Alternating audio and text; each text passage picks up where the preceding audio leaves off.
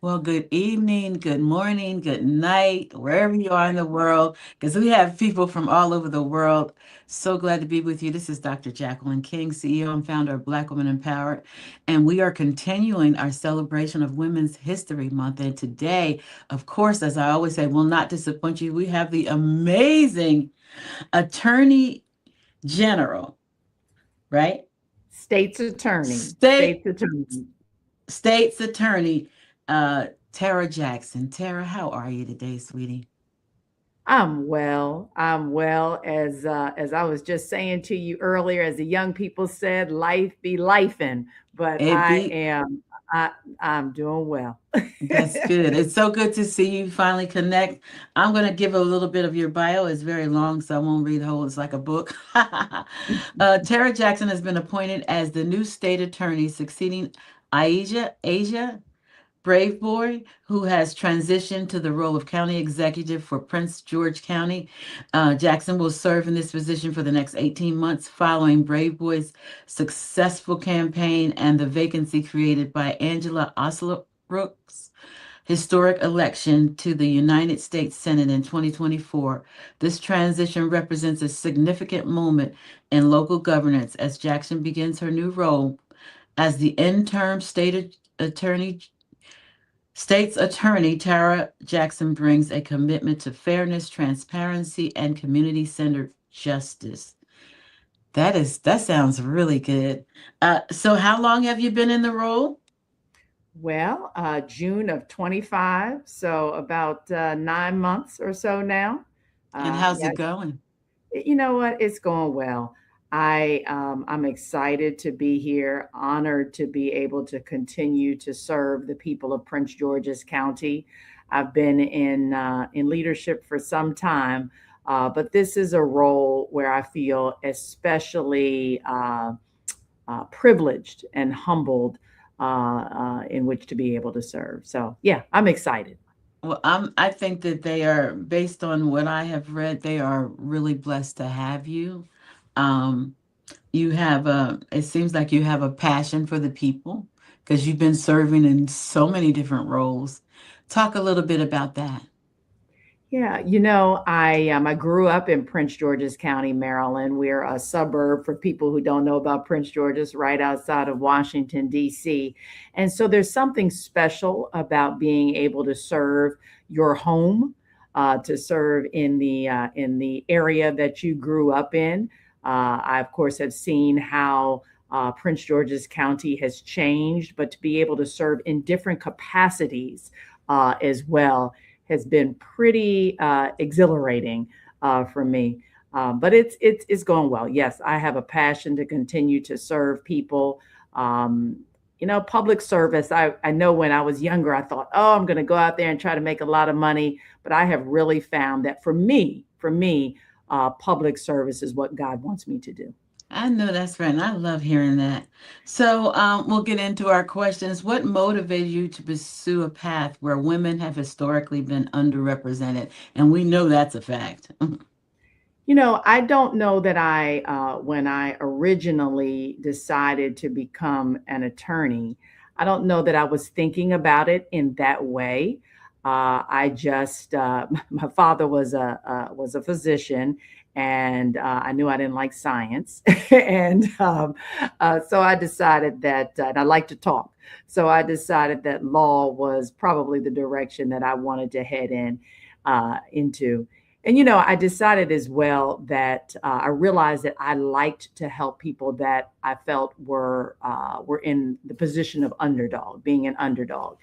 And so when I came out of law school, I thought I wanted to be a public defender.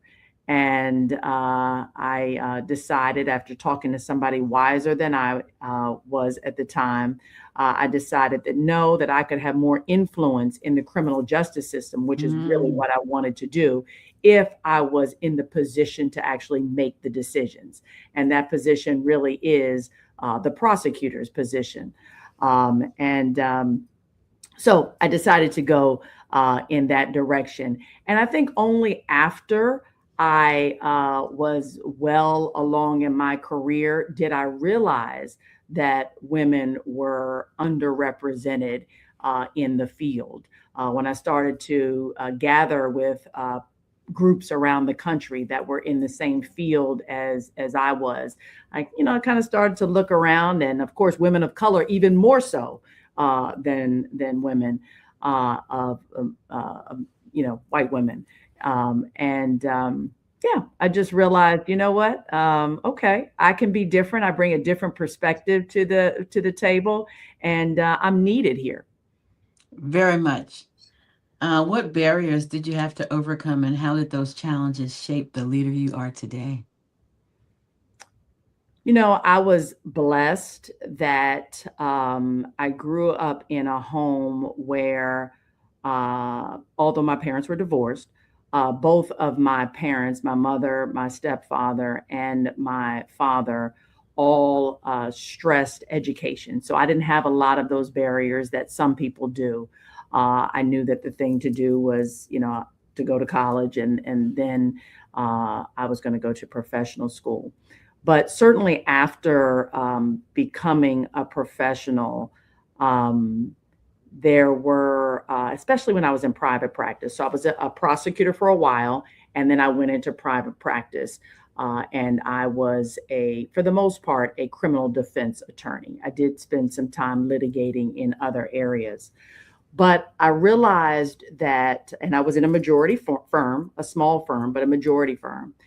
And I realized that sometimes when the clients met me, you could just tell in their face they were a little uneasy, um, until my partner, or at the time it was not my partner, but the person that I worked for, the partner in the firm, validated me. And he was a Jewish guy whom I love Mm. dearly. But he had to sing my praises and talk about the good work that that I could do before I saw the level of comfort in the client, right? And so you do kind of stop and say, okay, I understand what it is that I'm facing. But after a while, I became more comfortable, and the clients did as well when they saw that I was able to perform and do the work just like others could. That's interesting because I was in the same position and I had an advocate. I talk about this all the time. Not many of us have an advocate. My advocate was Irish. I Mm-hmm. retired from the electric company in New Jersey, and a lot of us just don't get those advocates. It's just it's not the norm. And I, You're I right. talk about that all the time. If you're blessed enough to have someone speak up for you, then you really are highly favored. And You're so right. yeah, I had that too, but I'm glad that you had that. But I think so much about the other women who don't, And you they're know. and that's why we as women. I also had an advocate who was a black woman who I'm still friends with today. First time I ever went into the courtroom as a prosecutor, a baby prosecutor, probably 25 years old. She was actually the first judge appointed to our district court, black Mm. woman judge appointed to our district court. And the first time I was ever in the courtroom, after we finished for the day, she pulled me to the side and she said, "You know what? You're going to do well." And I remember that to this day, 30 years later. And that she advocated for me and she encouraged me. And we need to be able to do that for each other. Absolutely, absolutely. Who were the women? Well, I know she was one of them that inspired or mentored you along the way. Is she the only mentor that you had, or did you have others? When I think about this question, because I'm asked this oftentimes, uh, I I always return to my mother. My mother is someone who, um, reserved woman. She certainly would never be in a courtroom litigating, but she is a person of principle, a person of integrity, a person of character, and Dr. King, she taught me who God was at an early age, and Amen. she taught me what was important. No matter who I decided that I wanted to be, no matter in what venue, it is your character and your integrity. And for me, I was representing not only my family but God. And so she definitely, I would say, was my first mentor, and her mother, my grandmother, right? So it's really a legacy of mentors. My grandmother, my maternal grandmother, was a very strong woman. Grew up in a time when, of course, racial discrimination was pretty it was in your face, you know. Hmm. Hmm. And I was very close to her, and sat at her knee listening to many stories about the trials that she faced. In fact, she was actually, before Rosa Parks was arrested, she was arrested on a bus Oh, in wow. Tennessee for not sitting, or for not giving up her seat to a white man. And she was tired. She had just worked all day. She was actually in college in Knoxville, Tennessee, and she was tired. Her daddy had to come get her out of jail. So Wow. yeah, that strength, actually, from both of my mother and my grandmother, is something that motivates me still today. Yeah. I love that too. My grandfather was a pastor in the Church of God in Christ for 70 years. Um, that foundation is so important. And I'm finding out that now a lot of the young people are not getting it. Mm. Uh, but for me too, I mean, I remember when I was in school, I used to pray for everything. I pray over a test. I pray when Hmm. somebody wanted to beat me up. So I Hmm. prayed for everything. You know what I mean? And I don't know. I think it's that foundation is not as strong as it used to be. I think you're right. I think you're right. And I'll tell you, I don't know, this may sound weak to some, but you know, we have some heavy decisions to make in my office every day, and it's not unusual for me to pray about I know that's right. I love that. I really do. I don't know if you had a chance to look up Black Women in Power, but we are a Christian them. organization, and we have been for the last 15 years. So I love hearing that. What advice would you give to young girls who aspire to follow in your footsteps? You know, I first of all, you can do it, right? I think that it was important for me to believe that I could do whatever it is that I wanted to, and so that's number one. You know, just to say you can do it. Uh, but number two, I think oftentimes we as women, especially now, we see others that we admire, and we try to be like that person. And what I would say is focus less energy on trying to be like someone else, and be who God has gifted you to be, right? And um, and you know, and I struggled with that for a while. I saw one or two. So, for instance, I worked with Angela Alsobrooks, now Senator Alsobrooks, United States Hmm. Senator Alsobrooks, for many years.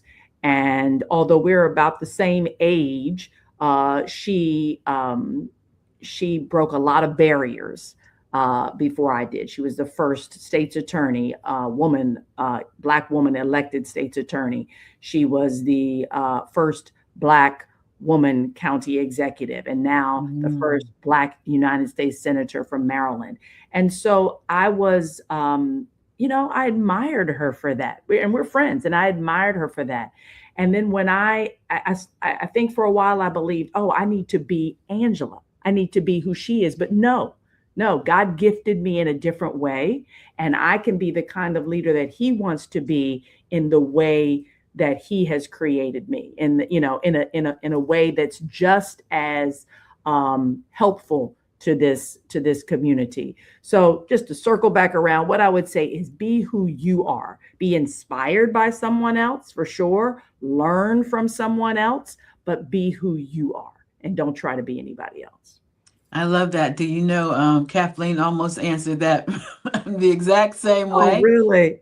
I love that. Yeah, and that's really important, because God has given each of us our own very unique talents and gifts, and so you don't have to be like anyone else. Not I at tell all.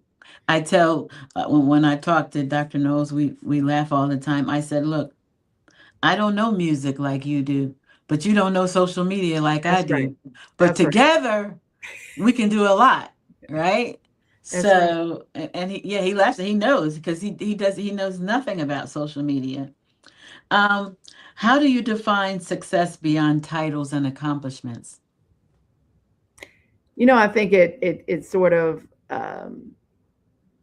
the answer to that is really what we talked about earlier. Um, it is if I can look at myself every day when I go home and am pleased with the effort that I put in, the way that I led, uh, and the people that I may have helped on that day. That to me is better than any title. It's such a blessing to be able to run into people even years later that say, you may not remember me, but I was a victim in this court case, and it's because of you that I was able to make it out of that domestic violence situation. Hmm. That's success, right? That's to me, that's lasting success. I'm not saying we don't enjoy titles. Sure, we all like to be applauded, but what really lasts, is beyond titles and those kind of public accolades. Amen to that. I do the amens because I'm a, a I church get it. girl. I get it. I get it. How do you maintain confidence and resilience in spaces where women are often underestimated? Now, I know you talked about that earlier. You touched on it about how at first, they didn't think that you were capable. But now that you have proven yourself, you still, I'm sure, periodically run into people who underestimate you. Is that correct? Sure, absolutely. Especially when I was an administrator in county government for a while prior to returning to prosecution. And so prior to being appointed the state's attorney. And there are not that many Black women administrators of large governments Mm. frankly, around the country. And, from time to time, we all doubt ourselves a little bit, even if we've got the title, even if we are a leader in the room. And I would say, just in whatever the moment is, don't be afraid to speak up. There were times that I sort of sat silent because, to be honest, I questioned myself. And I said, you know what? Is what I have to say just as important as what they have to say? And, I sat quiet, and then lo and behold, somebody else said exactly what I was going to say. And, to me, it just reaffirmed for me, no, Tara, you have a voice and you have to use it. And so what I would say to your question is that it builds confidence just to speak up, in that moment, to do the next thing, to not be afraid and just take that baby step, right? And then you can take the next step and the next step. So just to not be afraid and take that next step that is right in front of you. I like that. That's so true. Um, And what moment in your career made you realize you were truly breaking barriers? What was that aha moment? I guess I don't really see it as breaking barriers, but I do recognize that I've been blessed to be in some amazing leadership positions in this county, in Prince George's County. And I would say, because as you know from my CV, I have I've been the acting county executive. I am now the state's attorney. I have been the chief administrative officer for the county. Um,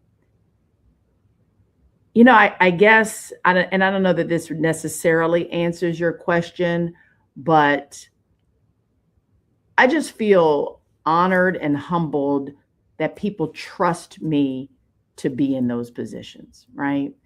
Um, so again, I don't see it so much. Yes, it is breaking barriers. Not many people have been able to serve in as many leadership positions as I have been in. But it really is because, Dr. King, I just wanted to be prepared for whatever opportunity was right in front of me, and to work hard, to be excellent, to maintain my character, to maintain my integrity. And yeah, I'm just honored that people saw that, and Mhm. and saw me as someone who could fulfill that particular role, who could step up, at the time that there was a void or there was a vacancy. So I'm not sure that I really answered your question, Well, you but you are you know, breaking barriers. I know you're very humble, and I get it. But you are because of you. I like to see that slogan, because of them we can, yeah, because that is what you've done. You've set the bar where other people can see themselves in you and believe that they can do it. So you are, whether you accept it or not, you are definitely breaking barriers. I And do see that. I do see what you just said, because there are definitely women and men in my Mhm. life who aspire to be in the roles that I have been in, and that's humbling, but that's a responsibility, right? And I don't take that for granted. I don't take that for granted. So Black Women Empowered. I don't know if you know, our network is 4 million strong on social media, Awesome. and so I always tell women, we rise together. I'm not trying to compete with you. We should be supporting each other. So, how important is it for women, in your opinion, to support and uplift one another in leadership and in business? I mean, it's everything, right? I mean, we need each other. As I was talking about a little earlier, as it relates to the work that I did with Senator Alsobrooks, we brought different um, qualities to the table. Brought different characteristics, different gifts. She needed me, and I needed her Mhm. in those roles where we worked together. And so oftentimes, again, I think we as women believe only one of us can make it through, and that's just not true. Especially if once we get there, we turn around and we say, "Hey, let me help you. I see something in you." That's so important. That judge who said to me, "I see something in you," Mhm. right? That's what I need to say to the next woman, and that's what I do to young women, because they remember that. When we say it, maybe it doesn't seem as powerful, but they remember that. And so, Dr. King, it is platforms like this where we can just encourage each other and uplift each other. We've got a lot going on in our lives as women, right? We are juggling, oftentimes, I know with me, not only my child, but my parents, I'm married, my spouse, um, and it's a lot. And we need to be there to encourage each other, so that we don't give up and we just keep pressing forward. I agree. What legacy do you hope to leave for the next generation of women leaders? Just that. Don't give up. Don't give up. Um, I'm not saying that you can do it alone, because I don't think we do it alone. I think that we are each in the positions that we are in because of those that we have chosen to surround ourselves with, the people around us who have poured into us and uplifted us, the people that we've chosen to attach ourselves to. Mhm. But it can be so easy sometimes to become discouraged because of what we see right in front of us. Right. I was actually just reading my son a devotional this morning, and he's an athlete, 12-year-old athlete, and his devotional was about not giving up when you're tired, right? Finishing that last 5 minutes of the game and finishing strong. And that's what I would say to women. We can, it may not look exactly the way you want it to look, but we can just take that next step and then the step after that, and we can finish strong, especially if we are, we're not afraid to, Dr. King, to be vulnerable. I think sometimes we want to be like men, right? And but our power is really in, I think, many times our vulnerability, and our willingness to say, this is difficult right now. It's difficult, but I'm going to push through. And if you need help, I'm going to help you push through, sister. Um, so yeah, I just keep moving, just keep doing it, keep going, keep trying, keep pushing, and keep praying too. And the only sure failure is to quit. That's right. That's right. So I agree with you. If you could change one thing about opportunities for women today, what would it be and why? And before you answer that, we all watched Jasmine Crockett, who is our girl, lose that election, or however it went, whether she lost it or they stole it or whatever. Stacey Abrams, we watched her, same thing. Um, you know, we can't give up because of that. We can't let that say, I'm not gonna run, I'm not gonna do it. I mean, she didn't make it, and so I just thought I'd throw that in there. But the question was, what thing about opportunities for women today um would you change, if you could, and why? I think that oftentimes we as women feel as if we have to sacrifice a part of our lives to be successful. And what I mean by that is that um, we can't have healthy relationships at home. Um, we have to sacrifice, if we have families, we have to sacrifice our families, our friendships, because we have to put everything we have into the workplace. And I would love for us to be able to change our mindset about that. Yes, we have to go to work and we have to work hard. And oftentimes we have to work harder than the next person, right? But so much of what we bring is that well roundedness. That's what we bring to the table, right? And so it's okay to take that time with our family, and that's and allow them to pour into us and to pour into them. So what I'm saying is, I wish that women didn't feel like it was this or that, you know and didn't feel like if they didn't spend, 15 hours a day at work, then somehow they wouldn't be successful or can't be successful. Again, so much of what you woman bring to the table is the fact that you're able to juggle, right? You're able to care for your parents, care for your Mm-hmm. child, care for your friends, right? And so don't underestimate the value that we gain from those experiences. And we're better leaders because of it.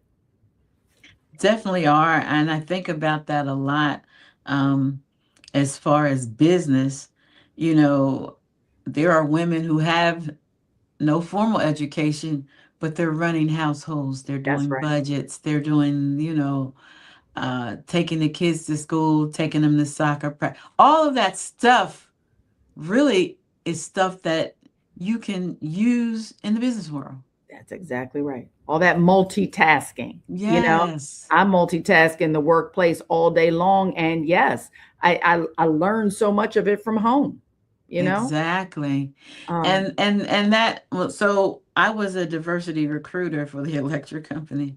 And that's the taboo word now, but diversity is a good word. It really is because what people fail to really think about is that if you have, and you know this, all the same people thinking all the same way, where you're going to get new, fresh ideas from. that's exactly right. That's exactly right. As the leader, as the one who makes the ultimate hiring decisions for my organization, I want to make sure that there are different people around my leadership table, my inner circle, right? Because I Hmm. recognize that I only have one perspective, right? And so we want, as far as women are concerned, we need the single woman, we need the married woman, we need the woman who has experienced a little bit more of life, Hmm. than I have. We need different socioeconomic groups. People who have experienced health challenges. We need all of that All to of be that. able to understand the people that we serve in the community. You're exactly right. And I just, I wish more organizations could realize that that is an asset, not a liability. So I want to thank you and ask you for closing remarks. What would you like to leave with our women? Well, first of all, let me thank you for having me on your platform again. Uh, these opportunities I don't take lightly, and the fact that you are in this space and seeking to empower and encourage women, Black women specifically, is a blessing. It really is. Um, I guess I would just say that um, it's what I have said before. Uh, God has gifted each of us in such a unique way, and um, our goal, I think, should be to figure out what that is. You know, to figure out how we can best be used for the time that we have on this earth. We're given different experiences. Hmm. Take advantage of those experiences. Don't be afraid. We learn the most when we take risks, right? It's Hmm. scary. It is. I'm in the middle of a scary time in my life, right? But I have learned so much more about myself because I was willing to step forward and say, you know what? I'm going to try it. I'm going to try. And even if I fail, there's so much that I've learned from that particular failure that I can take forward with me, right? To fuel the next success. So I just want to encourage women to to really tap into who they are. Don't try to be anybody else. Be yourself, and just go try. Go try it. You might realize I don't like this, you know, but this is what I do like, and this is what I'm going to pursue. And you'll be better for it, and so will your community. It's funny. Dr. Knowles always says that if you follow your passion, you'll never work a day in your life. That's right. And I just happen to love social media, believe it or not. Uh, haven't worked in all my life, but it's my passion. So that is great advice. And why would you want to be anybody else? Because you are uniquely made by our Creator. He made you when nobody else is like you. That's right. So go and be yourself and chart your own path, correct? That's absolutely. And you will help somebody else. You will be able to uplift someone else if you are yourself and if you do what God's created you to do. I thank you so much. Continued blessings to you and the work that you're doing. Hopefully, one of these days I can get to see you in person when I'm Yes, going yes, through. Maybe we can sit down and grab a bite to eat or something like that. Thank you so much. God bless you. And until we do it again, yes, would you come yes, back? yes, Dr. King. And please do come to Prince George's County. We've got a lot we can show you here. I have, do you know Dr. Melanie Macklin? She's in Bowie. I know a Macklin, but it's a Pastor Macklin. I'm not sure if that's. She is the celebrity dermatologist. She actually used to be Oh, on Steve Harvey's Ask Dr. Mac, and she was in Good okay, Hair. She lives in Bowie. It's a good friend okay, of mine. She used to actually come on our broadcast all the time and do stuff about skin and hair. So I wonderful. got a couple of friends You got over a couple there. of friends in PG or I Prince do. George's. Yes. All right. Thank you so much, everybody. Thank you for tuning in. Please do me a favor and share the broadcast. And as always, you know I love you and there's nothing you can do about it. Have a blessed day, evening, night. Thanks, Dr. King. Thank you. The Black Women Empowered Directory offers excellent opportunities for networking due to several key factors. Community of like-minded individuals. See, the directory brings together a community of Black and brown women who share common goals, interests, and experiences. Networking within this community provides a unique opportunity to connect with individuals who understand and support each other's aspirations and challenges. Within our directory, you'll find Black and brown women from diverse professional backgrounds, including entrepreneurship, corporate leadership, nonprofit organizations, and more. This diversity opens up a wealth of networking opportunities, allowing members to tap into a wide range of expertise, resources, and connections. While we're open to most businesses, we focus on the underserved. Don't delay. Join the Black Women Empowered Directory today at blackwomenempowereddirectory.com.